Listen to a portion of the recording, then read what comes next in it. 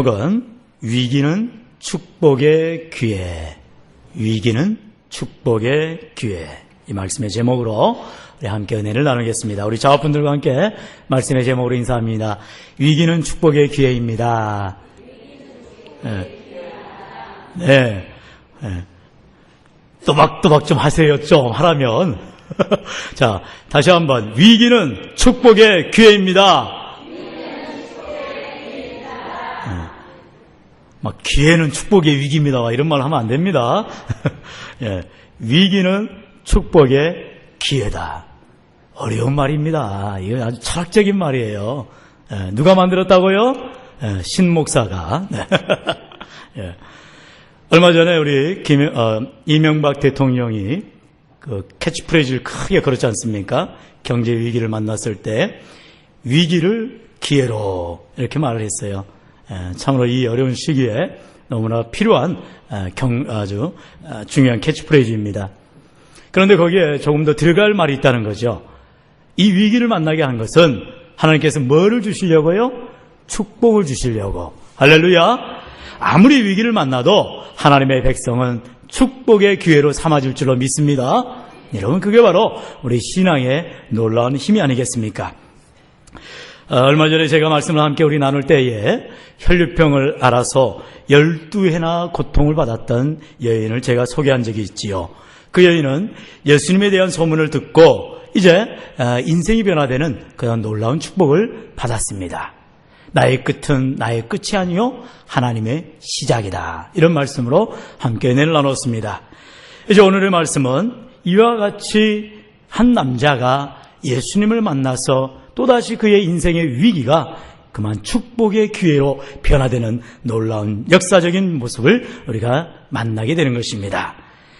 오늘 등장하는 사람의 모습은 맹인입니다. 요즘의 말로 하면 시각장애인이라 말을 하죠. 그러나 성경에는 맹인이라 나왔기 때문에 우리가 통칭하기를 맹인으로 보겠습니다.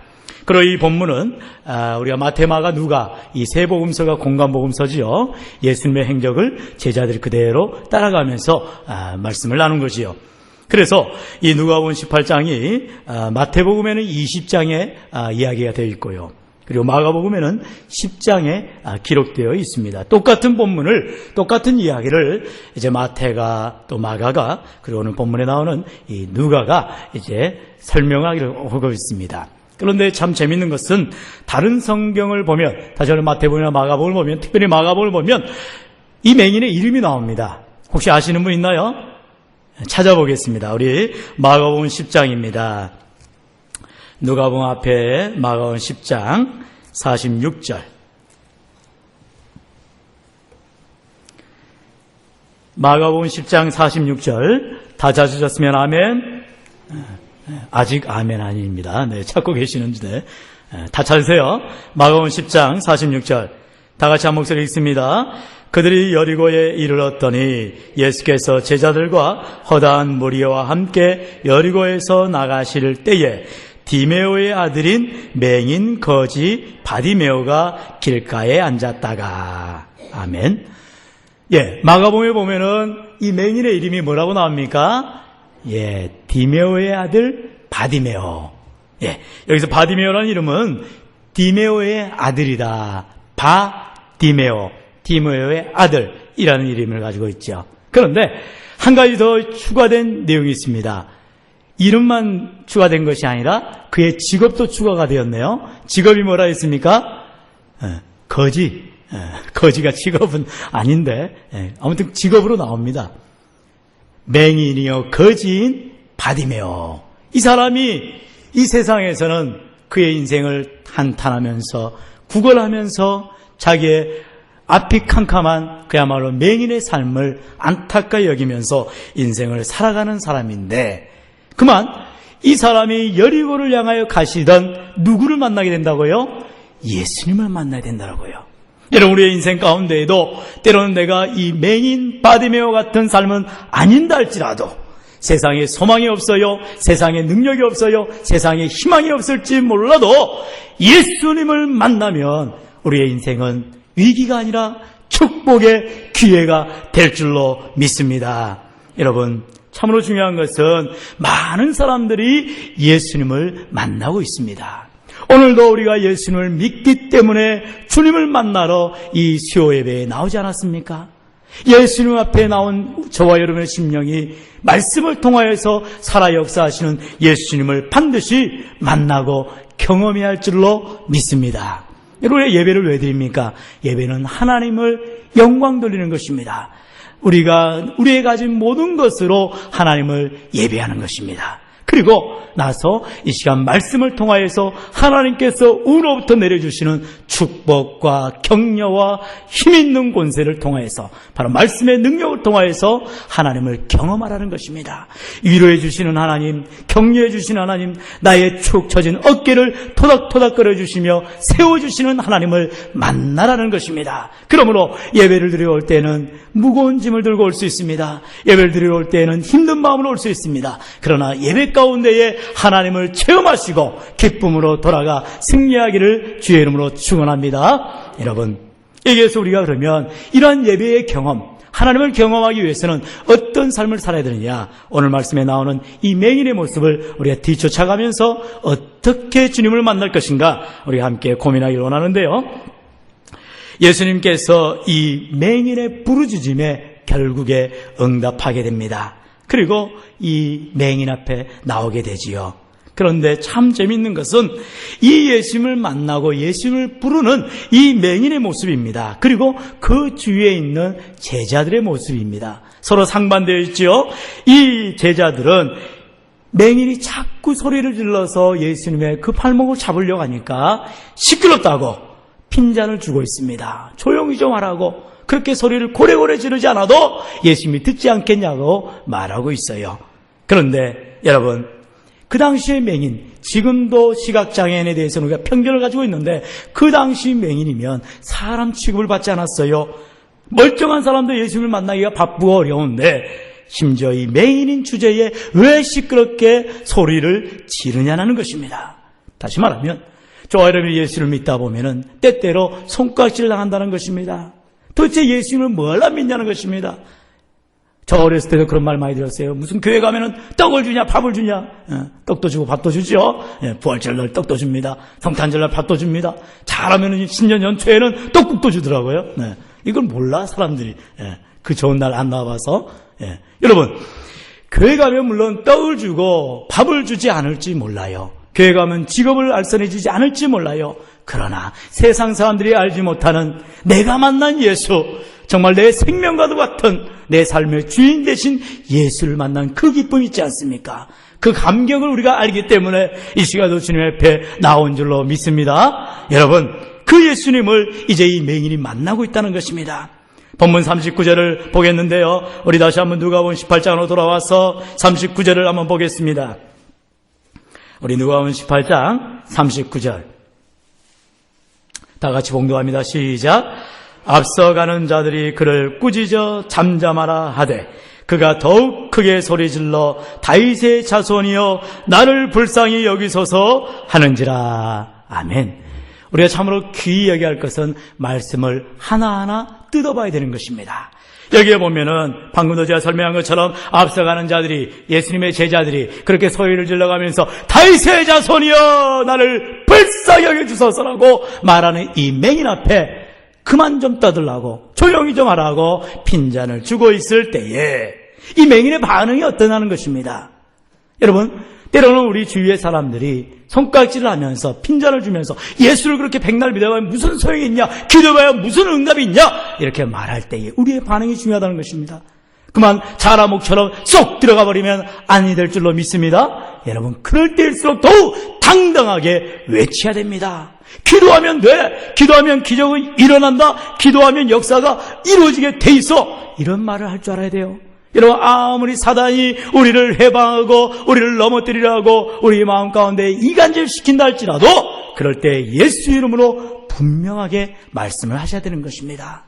뭐라고 선포합니까? 이 맹인은 뭐라고 말합니까? 계속 말씀을 읽어보십시오. 39절 하반절에 보니까 더욱 크게 소리를 질러. 여러분, 바로 이 맹인이 할 수 있는 것, 앞을 보지 못합니다. 그런 분간할 수가 없습니다. 그러니까 자기가 할 수 있는 목소리를 더욱 내어서 소리를 더욱 질러서 다윗의 자손 예수여 나를 불쌍히 여기소서. 이게 바로 신앙의 고백입니다. 왜 신앙의 고백이냐?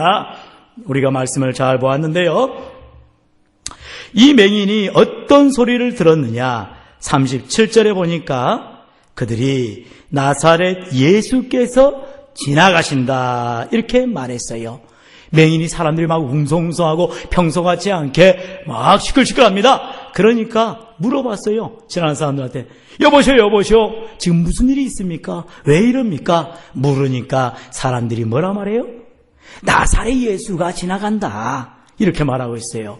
여기에서 우리가 신학적인 접근을 해야 되는데 나사렛 예수란 단어와 그리고 맹인이 고백하는 다윗의 자손 예수란 말은 하늘과 땅 차이인 것입니다. 무슨 말입니까?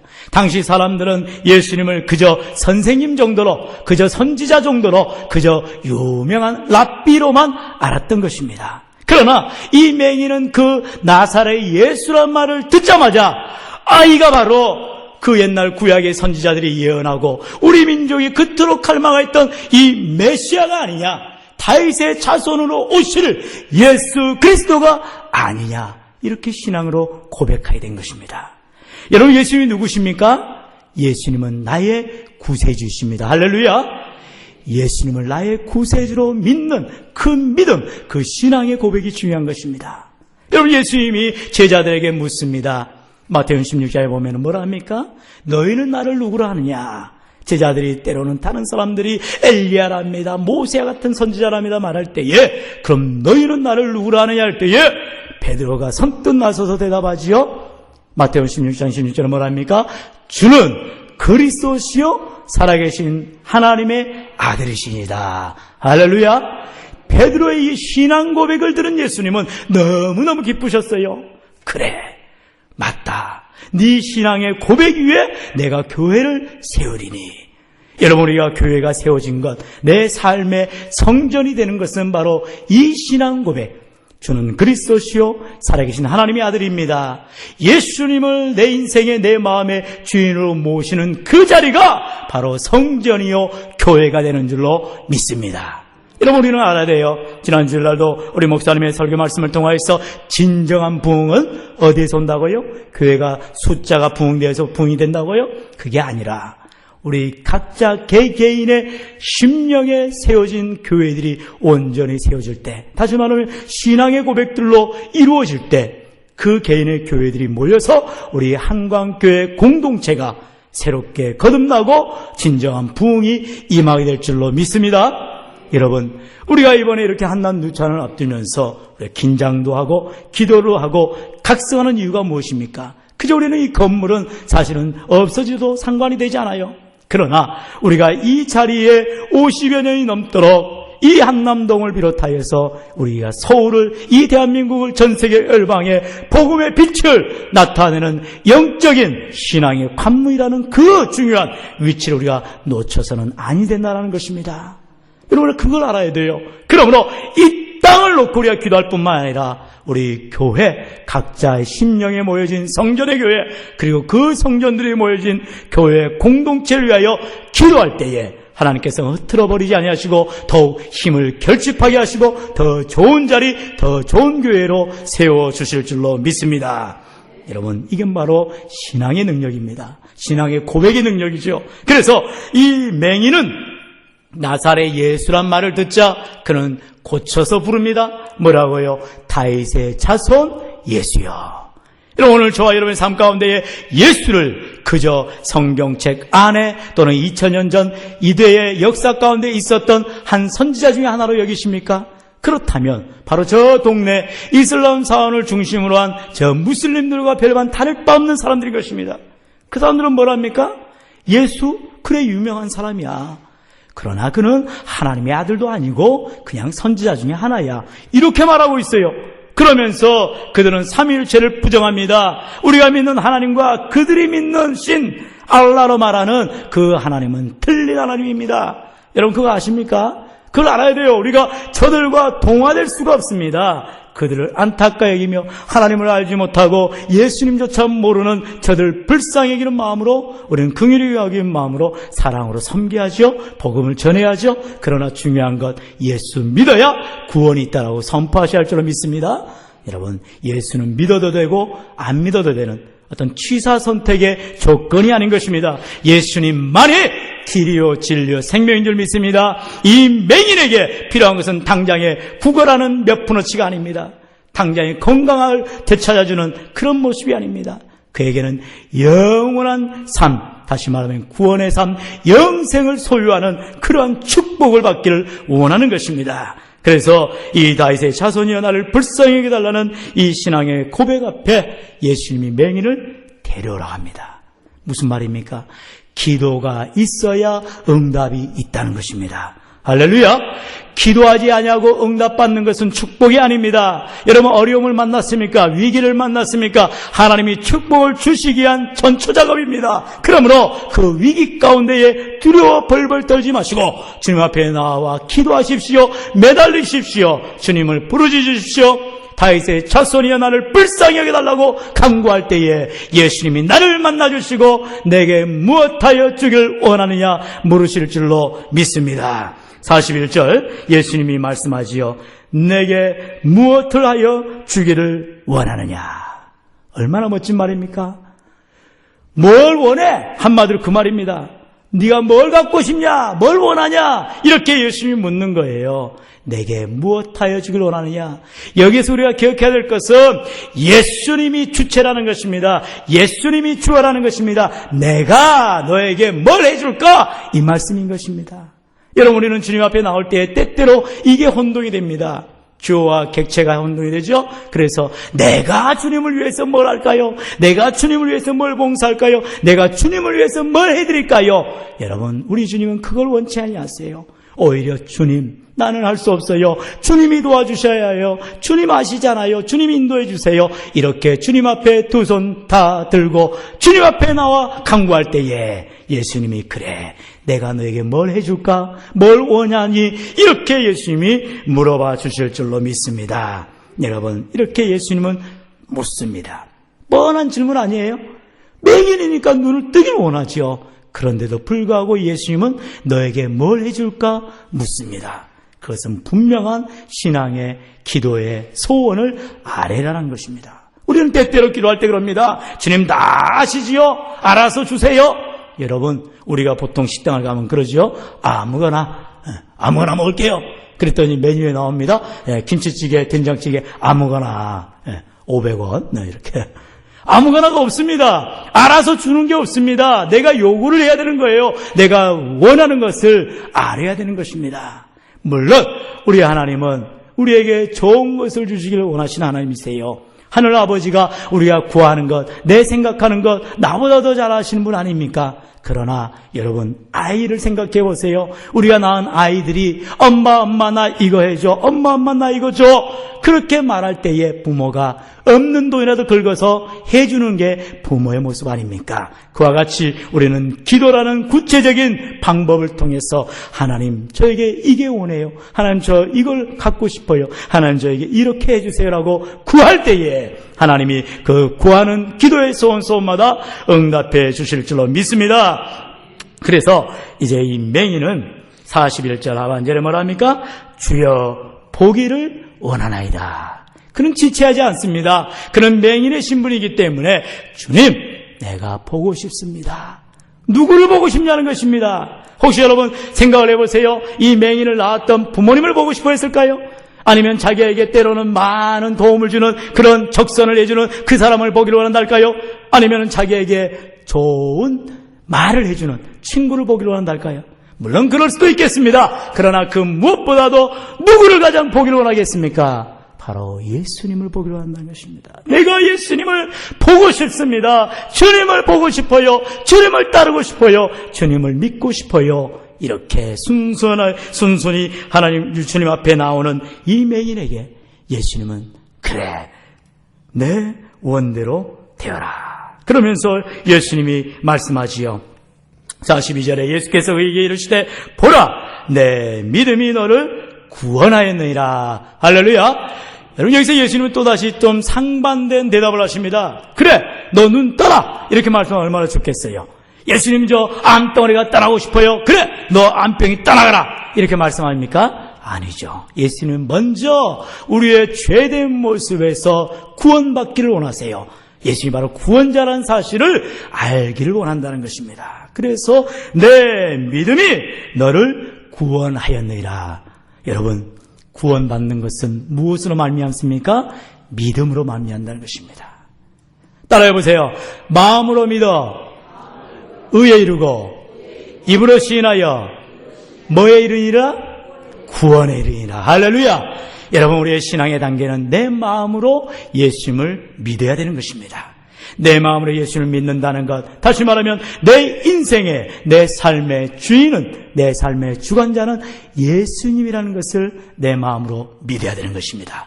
이 믿음은 내 힘으로 할 수 있는 게 아니에요. 성령이 내 안에 들어오셔서 깨닫게 하셔야 되는 것입니다. 그러므로 성령을 초청해야 되죠. 성령님, 너로 하여금 내 안에 예수님이 내 인생의 주인 되게 해 주옵소서. 머리로는 이해할 수 있어요. 그러나 마음으로 예수님을 진정 내 인생의 주인으로 모셔드리는 것은 성령의 능력이 아니고는 아무것도 할 수가 없는 것입니다. 그러니 성경에 뭐랍니까? 예수를 주라고 고백하는 것은 성령의 역사다라는 것입니다. 예수님을 주로 인생을 고백할 수밖에 없는 것은 성령의 강권하신 역사입니다. 그러므로 저와 여러분의 삶 가운데에 성령의 충만을 받지 아니하고는, 성령의 인도를 받지 아니하고는 주를 주로 고백할 수조차가 없는 것입니다. 그럼 우리는 성령의 충만을 받아야 되고요. 그리고 입으로 시인하여 구원에 이르니라 그랬습니다. 방금 이 맹인이 하는 것처럼 다윗의 자손이여 나를 불쌍히 여겨 주옵소서. 예수님, 나의 소원은 예수님을 보기를 원하는 것입니다. 이렇게 입으로 예수님을 고백하라는 것입니다. 그것이 바로 구원에 이르는 길이거든요. 여러분, 그럼 우리는 주님의 전에 나와서 자꾸 예배 시간에 기도하고요, 찬송 시간에 찬송하고요, 이렇게 열심히 참여를 해야 되는 것입니다. 입만 뻥긋뻥긋하고 기도 시간에 입을 꽉 다물어서는 아니 되는 것이죠. 기도 시간에는 하나님, 내 마음문을 열어서 기도할 마음의 능력을 달라고. 여러분, 기도도 마음문이 열려야 기도가 됩니다. 찬송도 내 마음문이 열려야 찬양이 나오게 되지요. 그러므로 우리는 찬양할 때에 하나님, 내 이 찬양을 통해서 주님을 높이기 원합니다. 기도할 때에 주님, 내가 예수 이름으로 기도합니다. 도와주옵소서라고 기도하는 것입니다. 여러분, 무슨 기도가 이방인들이 구하는 것처럼 중언부언하고 똑같은 말을 반복하는 것입니까? 그렇지 않아요. 여러분, 우리는 때때로 중언부언 같을지 몰라요. 그러나 그것은 어린아이가 부모에게 자꾸 달라 하면서 반복하는 것과 같은 말인 것입니다. 그러나 이방인들의 기도, 이방인들이 말하는 그 중언부언은 들을 자가 없다는 것입니다. 그들의 기도응답의 대상이 없는데 그저 계속해서 자기가 지성이만 감춰다고 계속해서 반복하는 거예요. 무슨 나무아비타불 관세음보살이니, 무슨 이슬람에서 말하는 뭐 이런 얘기를 주문이랄지 아무런 소용이 없다는 것입니다. 그걸 뺑달해봐야 하나님이 들으셔요? 이방신이 들어요? 아무도 응답할 리가 없습니다. 그러나 우리는 살아계신 하나님께 믿음으로 기도하니 하나님께서 즉시 응답해 주시고 하나님의 놀라운 기적을 체험하게 되는 줄로 믿습니다. 이것은 전적인 하나님의 은혜인 것입니다. 여기에서 뭐라고 말합니까? 보라라고 말하는 것입니다. 여러분, 우리가 다른 성경 마가복음이나 마태복음에는 보라라는 말을 쓰지 않아요. 그러나 누가복음에서는 구체적인 말을 사용하고 있어요. 보라는 것입니다. 여러분, 때로는 믿음은 바라는 것들의 실상이요, 보이지 않는 것들의 증거라고 말하고 있습니다. 그런데 많은 사람들은 봐야 믿겠다는 것입니다. 여기에서 보라는 것은 예수님께서 맹인의 눈을 뜨게 한 것을 믿지 않는 주위 사람들 보러 보라는 것입니다. 여러분, 내가 기적을 체험하는 것, 내가 능력을 체험하는 것, 그것은 믿지 않는 다른 사람들로 하여금 내가 변화된 것을 보고 하나님을 찬양하고 믿으라라는 하나님의 능력의 손길인 줄 믿습니다. 그러면 여러분, 그렇게 기도하셔야 됩니다. 내게 물질의 문제가 있다든지, 내게 자녀의 문제가 있다든지, 내게 건강의 문제가 있다면 하나님, 나는 나을 줄로 믿습니다. 나는 응답받을 줄로 믿습니다. 그런데요, 하나님, 내 가족 가운데에, 내 이웃 친지들 가운데에 하나님을 믿지 않아요. 주님, 내가 복을 받은 것을 보여주옵소서. 그들이 보고 하나님을 찬양하길 원합니다라고 기도하며 고백하며 나아갈 때에 하나님이 보여주는 역사로 응답되어 줄 줄로 믿습니다. 여러분, 분명한 사실은 뭐예요? 하나님이 우리 안에 역사하신다는 것입니다. 우리는 그것을 믿음의 눈으로 보지만 믿지 않는 사람들은 보여달라는 것입니다. 그러므로 저와 여러분이 그런 기적을 체험하는 것을 믿지 않는 사람들에게 보여줄 수 있는 그게 뭐예요? 내 삶의 변화인 것입니다. 중요한 사실은 내가 예수를 믿기 전이나 믿은 후나 교회를 나간 후나 교회 나가기 전이나 별반 다를 바가 없다는 거예요. 그러면 전도가 안 되지요. 그러므로 저와 여러분의 삶 가운데에 우리가 품고 있는 대신자들, 우리가 초청하기를 원하는 VIP들을 향하여서 우리는 뭘 변화시켜야 돼요? 내 삶의 양식이 달라져야 한다는 것입니다. 말 한마디가 달라지고요, 우리의 모습들이 달라지고요, 우리의 태도가 달라져야 한다는 것입니다. 그래서 우리 목사님을 중심으로 해서 우리에게 캐치프레이즈가 뭡니까? 좋은 것만 보고 좋은 것만 생각하고 좋은 것만 말하자. 여러분, 이게 바로 내가 예수로 말미암아 변화된 삶의 모습이라는 것입니다. 이왕이면 좋은 대로, 이왕이면 긍정적으로 삶의 모습들이 달라지자는 것입니다. 그 모습을 우리가 이 맹인의 모습에서 찾을 수가 있는데요. 43절 마지막 말씀입니다. 우리 다같이 43절 읽겠습니다. 시작. 곧 보게 되어 하나님께 영광을 돌리며 예수를 따르니 백성이 다 이를 보고 하나님을 찬양하니라. 아멘. 자, 이제 맹인은 보게 되었어요. 누구를요? 예수님을 보게 되자 그가 하는 일은 하나님께 영광 돌리는 것입니다. 여러분, 우리는 인생의 제일 되는 목적, 우리가 잘 아는 소요리문답 1번에 나오죠. 하나님을 영원토록 즐거워하며 그를 영화롭게 하는 것이다. 여러분, 우리가 예수를 믿는 것은 다른 것이 아니지 않습니까? 나를 통하여서 예수 이름이 높여지는 것입니다. 나를 통하여서 하나님이 기뻐하시는 것입니다. 나 같은 자를 통하여서 우리 한강교회가 빛을 발하는 것입니다. 아이고, 한강교회 다니는 사람 절에서는 되나? 이런 말을 듣는 것이 아니라 역시 한강교회 다니는 사람은 다르네, 역시 예수 믿는 사람은 달라, 이런 말을 듣도록 우리가 변화된 삶을 살아야 한다는 것입니다. 어떻게 될 때에? 예수님이 우리를 만져주실 때에, 예수님을 만날 때에 맹인의 눈은 그전에는 흑암의 눈이었고 어둠의 눈이었지만 이제는 예수님을 보는 눈, 영의 눈이 떠진 눈이 될 때에 그의 인생은 바뀌다라는 것입니다. 여러분, 그리고 나서 또 중요한 사실은 무엇입니까? 예수를 따르니 예수님을 따르는 삶이 되어야 한다는 것입니다. 이전에는 앞을 보지 못한 맹인이었기 때문에는 예수님을 보지도 못했고 예수님을 따르지도 못했어요. 내 마음대로 살았습니다. 내가 원하는 대로 살았습니다. 그러나 이제 예수님을 보게 되니 이 예수님을 보고 따르게 되더라는 것입니다. 다시 말하면 예수님의 제자의 삶을 살게 되는 것입니다. 여러분, 우리는 예수님을 보았다면, 예수님을 경험했다면, 예수님의 체험을 받았다면 그 예수님을 따라 가야 할 줄로 믿습니다. 예수님을 따라 예수님처럼 예수님의 제자의 삶을 살아야 한다는 것입니다. 제자처럼 산다는 것이 제자 훈련을 받고 성장반을 받고 그런 성경의 훈련을 받는 것도 중요할 수 있겠지만 그보다 더 말씀대로 내가 살려고 몸부림치는 것, 그것이 제자의 모습 아니겠어요? 여러분, 그러므로 이 밤에도 우리가 기억해야 할 것은, 그래, 내가 맹인의 삶이었다가 이제는 예수를 믿고 예수를 보고 예수를 따르는 믿음의 삶으로 변화돼야지 결단하시고 소원하시고 기도하시라는 것입니다. 주님 도와주세요. 함께 해주세요. 인도해 주세요. 강구할 때에 주님이 그래, 내가 너와 함께하지 약속하지 않겠습니까? 그러므로 우리는 이러한 예수님의 인생을 살아갈 때에 백성들이, 다시 말해 믿지 않는 많은 사람들이 이를 다 보고 하나님을 찬양하니라. 결국에는 모든 이가 하나님이 살아계심을, 하나님의 능력을 찬양할 수밖에 없게 되더라는 것입니다. 그러므로 저와 여러분을 구원하여 주시고 한강교회 권속이 되게 하신 이유는 뭐예요? 나 같은 죄인이 구원받아서 나만 구원받아 천국 가는 것이 아니라 이제는 내가 변화되어져서 나를 통하여서 믿지 않는 많은 사람들이 하나님을 찬양하고 한강교회가 역시 몸된 교회구나, 하나님의 축복받는 교회구나 인정받고 우리 교회를 통하여서 많은 사람들이 구원을 받는 그런 구원의 역사가 일어나야 할 줄로 믿습니다. 여러분, 우리는 이번 주일이 이제 한영혼 사랑축제입니다. 귀한 잔치입니다. 여러분, 그런 이야기를 많이 듣지 않습니까? 전도를 하다 보면은 낙심돼가지고 교회에 상처받아가지고 시험 들어가지고 어떤 장로님 때문에, 어떤 권사님 때문에, 아니 어떤 목사님 때문에 마음 상해가지고 교회를 안 나온 지 10년 되었다, 20년 되었다. 아니 나는 아직도 교회를 안 나있다는 사람들이 얼마나 많습니까? 하나님은요, 그런 자들 다 뭐랍니까? 탕자라 말하는 것입니다. 우리가 잘 아는 탕자의 이유가 이야기했지. 아버지 하나님은 탕자가 돌아오기를 원하는 것입니다. 버선발로 뛰어나가 돌아온 탕자를 안으시고 그 탕자를 자기 아들로 인정하시고 잔치를 베풀기를 원하는 것이 하나님의 마음이라는 것입니다.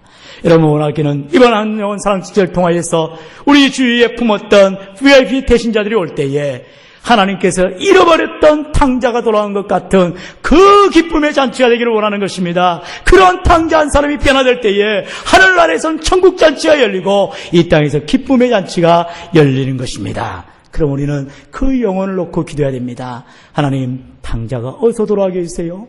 길 잃어버렸던 양들이 돌아오게 해주세요. 잃었던 드라크마를 찾게 해주세요. 그 기쁨을 내가 갖게 해주세요. 강구하며 나갈 때에 하나님의 놀라운 축복의 역사가 저와 여러분의 임하기를 주의 이름으로 간절히 축원합니다.